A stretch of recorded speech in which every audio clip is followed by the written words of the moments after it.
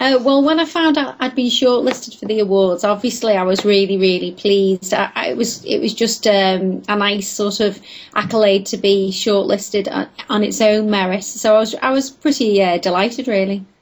I think the first thing, obviously, when you get to anything like that, and there's lots of things that are happening before the award ceremony, I was nervous. Yes, I was, if I'm honest. And obviously, there's that sense of pride in being shortlisted, but also that eager anticipation. Is it you? Isn't it you? So you go through all those emotions, I suppose, before it's announced.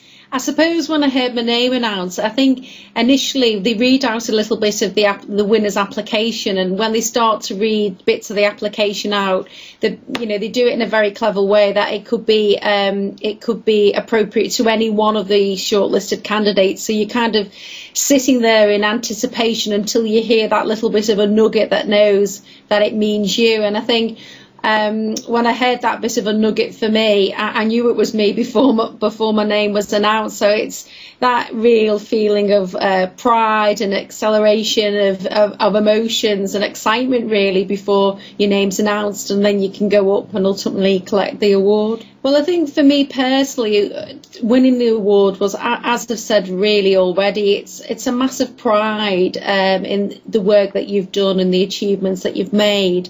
Also, I think it's not just about one individual winning the award. For me, that wasn't just about my contribution and what I'd done. It was a real team effort for my full HR team and the contributions that they brought to making that possible.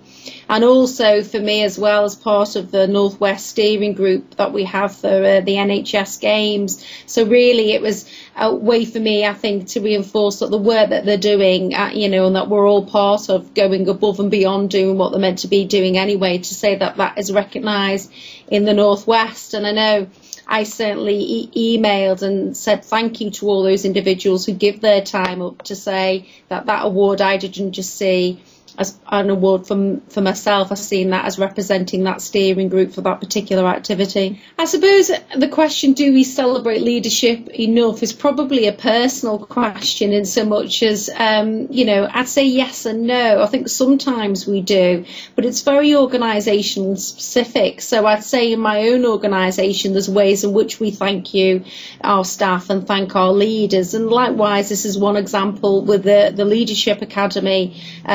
Let's say thank you to the leaders. But I suppose for some leaders, they would say not, because they would say, well, why didn't somebody put an application in to give them the opportunity to win an award? Because you only judge on what you receive in. So if the applications aren't submitted by those leaders in essence, then they're not given the opportunity to shine on a Northwest footprint. I'm fortunate, for my organisation, if you like, that my application was submitted and I was given due consideration.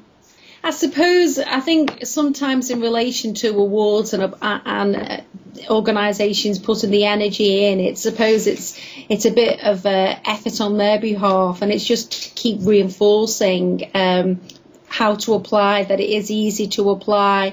I think you extended the deadline date. I think that certainly helped my organisation, because sometimes in the flurry of the hundreds of emails that you get, that opportunity is lost. But I suppose reinforcing it through the networks that we have. So you've got the Chief Exec Network, the HR Director Network, Directors of Finance Network, and making sure that everybody knows, and maybe using the winners to sort of showcase within those networks to say that, do you know a leader in your network or your profession won one of these awards? And that again will hopefully slice through organisations in different ways.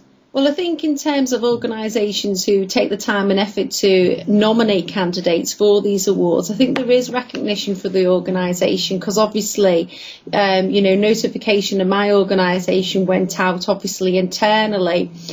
So hopefully the organisation will think, oh, Amanda deserves that award, or the contribution that she's brought in certain areas. And equally, I think externally for myself, in terms of some of the committees that you sit on, obviously personally it's always good for your CV, but equally it's good for the organisation or those members and governors of that organisation to maybe say, oh well, we're lucky, or it's good to have a member of staff within that organisation of which they're a member or a governor who's won those awards, won such an award. So I think it is recognition of what you've done, but also it does give that organisation recognition in terms of a member of their staff or their team has won a leadership award across the North West. I mean, I think having a specific focus on North West leadership, I do think it's a nice thing to, you know, celebrate leadership as a professional function within the NHS, because obviously we have a lot of awards that are clinically based, you know, through HSJ, that our nursing awards, that make those applications more accessible for those particular groups of staff. So I think actually celebrating leadership actually shows the value that we place on leadership within the North West, and it is a profession in its own right.